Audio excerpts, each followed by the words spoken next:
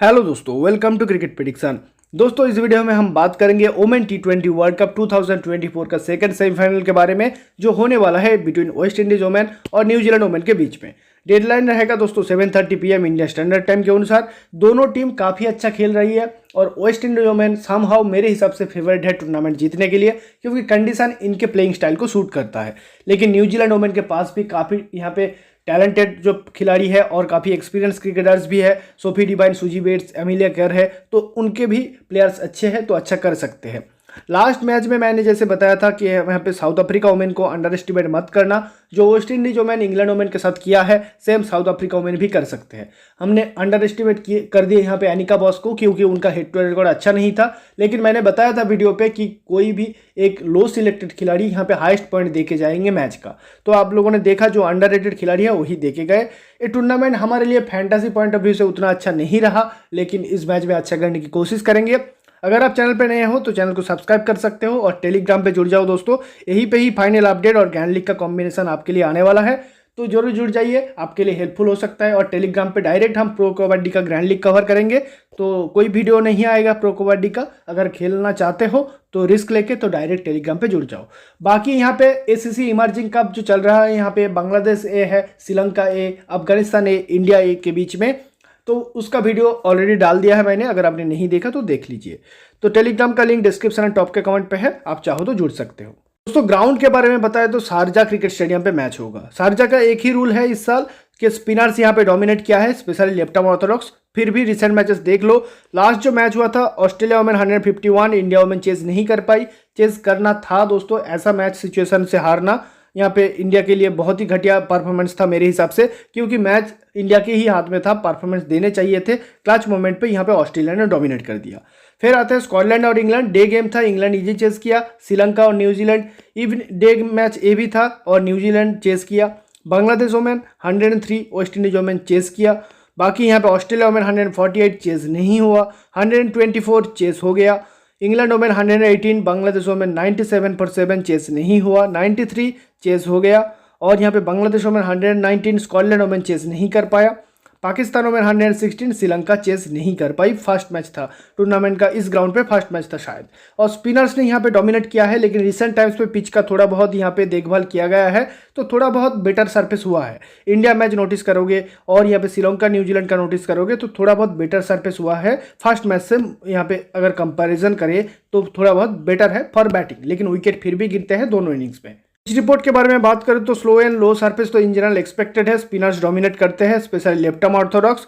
सम early से movement दिखने को मिल सकता है इवनिंग टाइम्स पे। चेजिंग डिफिकल्ट रहा है, लेकिन यहाँ पे पिच कंडीशन अगर अच्छा होता है तो चेजिंग भी हो जाएगा। दोनों टीम काफ़ी बढ़िया चेजिंग करते हैं इन जनरल, वेस्ट इंडीज भी और न्यूजीलैंड भी, तो चेजिंग हो सकता है। Wicket will fall in both innings, दोनों इनिंग्स में विकेट गिरेंगे। ये पिच जो यूज़ हो रहा है शारजा के दोस्तों, कुछ दिनों के बाद यूज़ हो रहा है, तो यहाँ पे थोड़ा बहुत बैटर के लिए हेल्प मिल सकता है, फ्रेश सरफेस देखने को थोड़ा बहुत मिल सकता है। बात करें वेस्ट इंडीज के प्रोबेबल 11 के बारे में तो हेले मैथ्यूज टीम के कैप्टन ओपन करेगी विथ यहाँ पे क्वाना जोसेफ, क्योंकि यहाँ पे स्टेफानी कैम्बेल जो कि ओपनिंग में आ रही थी, सिर्फ यहाँ पे इंजर हो गई दोस्तों लास्ट मैच में, तो नहीं खेलेगी। मोस्ट प्रॉब्ली क्वाना जोसेफ भी ओपनिंग करेगी। काफ़ी टैलेंटेड प्लेयर है, बॉलिंग भी कर सकते हैं, एक आधा ओवर और विकेट निकाल सकती है। सिमाइना कोम्बेल विकेट कीपर बैटर है, लेकिन पार्ट टाइम बॉलिंग भी कर लेते हैं। डियांड्रा डॉटिन इंपॉर्टेंट प्लेयर, मैंने बताया था कि डॉटिन बॉलिंग कर सकते, इस मैच में बॉलिंग किए और विकेट भी निकाले। डॉटिन मेरे टीम में मिसिंग थे, जो कॉम्बिनेशन हिट किया था, नहीं तो मेरा ग्रैंड लीग का रैंक काफ़ी बढ़िया आ जाता। लेकिन इस मैच में भी डॉटिन इंपॉर्टेंट है, quality player. Shinelle Henry important bowler, power play में बॉलिंग करते हैं, अगर विकेट मिले तो डेथ में आते हैं, नहीं तो पावर प्ले ही 2 ओवर खत्म हो जाते हैं।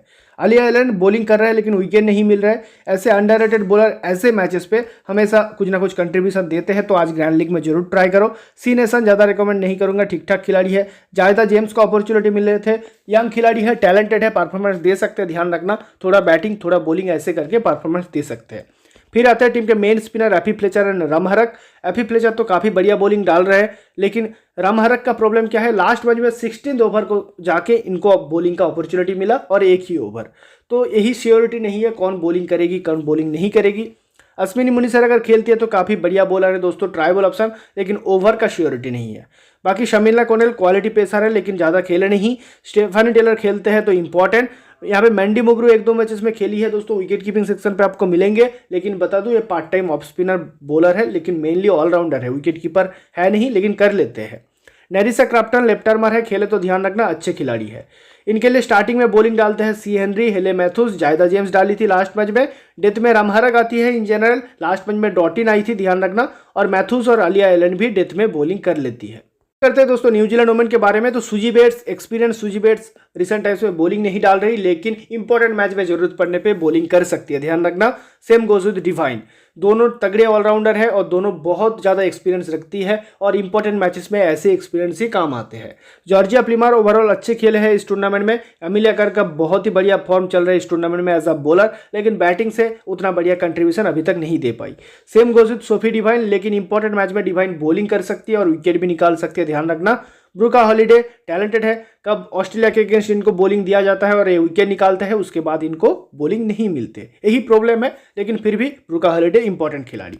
Maddie Green batting fast, Isabella के बैटिंग फास्ट, ट्राइबल दोनों बैटिंग फास्ट अच्छा खेल सकती है। लिया ताहू इंपॉर्टेंट बॉलर, स्विंग मिलते हैं तो ये तगड़े बॉलिंग करते हैं दोस्तों, विकेट निकाल सकते हैं, ध्यान रखना लिया ताहू के बारे में। सेम गोज विद रोजमेरी मायर, दोनों क्वालिटी बॉलर है, विकेट निकाल सकती है। Eden Karsan and France Jonas दोनों क्वालिटी स्पिन बॉलर है, लेकिन मेरे हिसाब से आज थोड़ा लिया ताहू एंड रोजमेरी मायर इनसे ज़्यादा विकेट निकाल सकते हैं। हालांकि पिच स्पिनर्स को सूट करेगा, फिर भी ये दोनों अच्छे खिलाड़ी है। जेस्कर खेलती है तो इंपॉर्टेंट दोस्तों, एक अनलकी प्लेयर है लेई कस्पेरेक न्यूजीलैंड की टीम पे। काफ़ी बढ़िया रिकॉर्ड है इनके, जब भी अपॉर्चुनिटी मिलते हैं विकेट निकालती है। ओपन भी कर चुके हैं डोमेस्टिक सर्किट पे, बैटिंग भी कर सकती है, लेकिन इनको एक मैच खिलाते हैं और ड्रॉप कर देते हैं। आज खेलते हैं तो इनको ग्रैंड लीग में फिर से कैप्टनसी ट्राई करो। मैंने टेलीग्राम पे आपको शायद बताया था कि ली कस्पेरेक को इंडिया शिफ्ट करना चाहिए और इंडिया की तरफ से खेलना चाहिए। काफ़ी टैलेंटेड प्लेयर है दोस्तों और important player, one of my favourite. खेले तो ग्रैंड लीग में जरूर कैप्टनसी ट्राई करो। हनारो टैलेंटेड बॉलर है, साथ में थोड़ा बहुत बैटिंग प्रोवाइड करते हैं। मॉली फेनफोर्ड दोस्तों क्वालिटी पेस बॉलर है, इनके पेस से वेस्ट इंडीज को ओडीआई सीरीज में परेशान हुए थे, तो मॉली फेनफोर्ड खेलते हैं तो ट्राइबल ऑप्शन।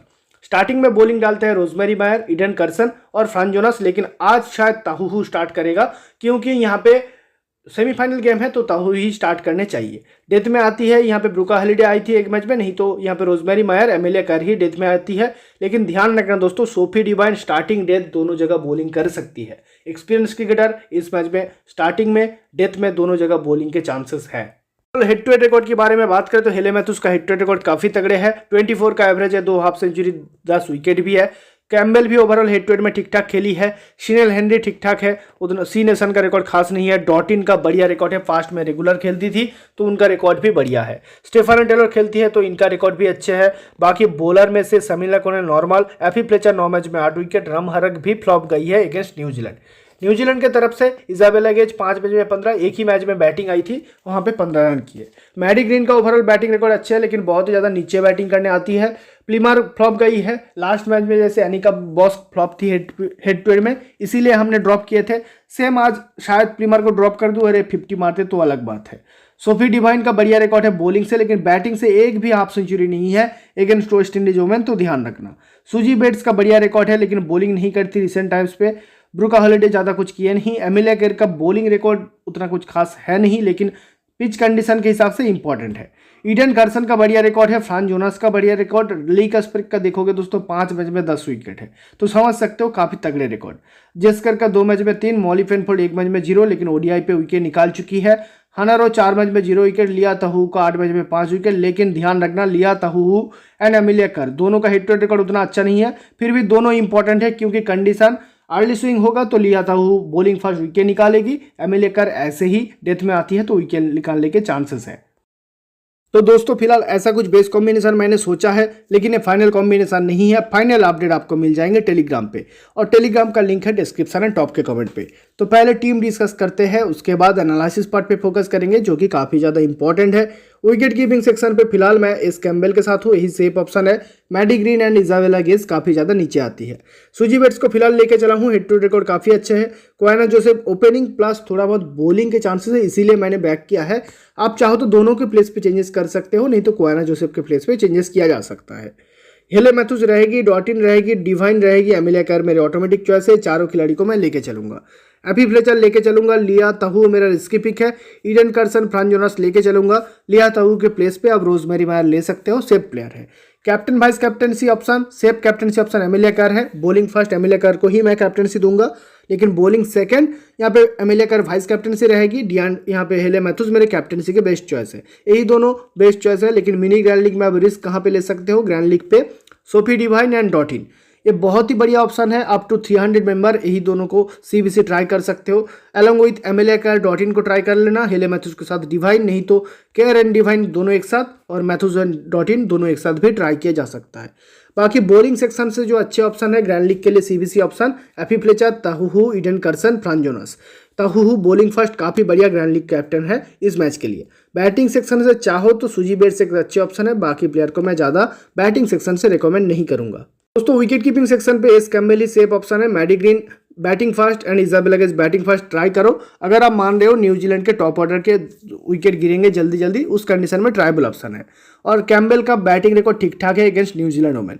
मंडी मगरू खेले तो ग्रैंड लीग में ट्राई करना, पार्ट टाइम बॉलिंग कर सकती है। तो बैटिंग सेक्शन के बारे में बात करें तो सुजी बेट्स एक्सपीरियंस क्रिकेटर, और मैं ऐसे मैचेस में एक्सपीरियंस को बैक करना चाहूंगा तो इंपॉर्टेंट है। आप चाहो तो इनके प्लेस पे किसी और खिलाड़ी को ले सकते हो, जैसे क्वाना जोसेफ इंपॉर्टेंट है क्योंकि बॉलिंग के चांसेस है, इसीलिए मैंने बैक किया है, साथ में ओपनिंग। जॉर्जिया प्लिमर दोस्तों कुछ ना कुछ पॉइंट देके जा रही है हर मैच में। आप बैटिंग सेक्शन से पॉइंट देखोगे तो प्लिमर का ही हाईएस्ट है, तो ट्राइबल ऑप्शन है क्योंकि कंसिस्टेंट पॉइंट गेटर है, तो पॉइंट से ही मतलब है, तो ग्रैंड लीग में जरूर ट्राई करो।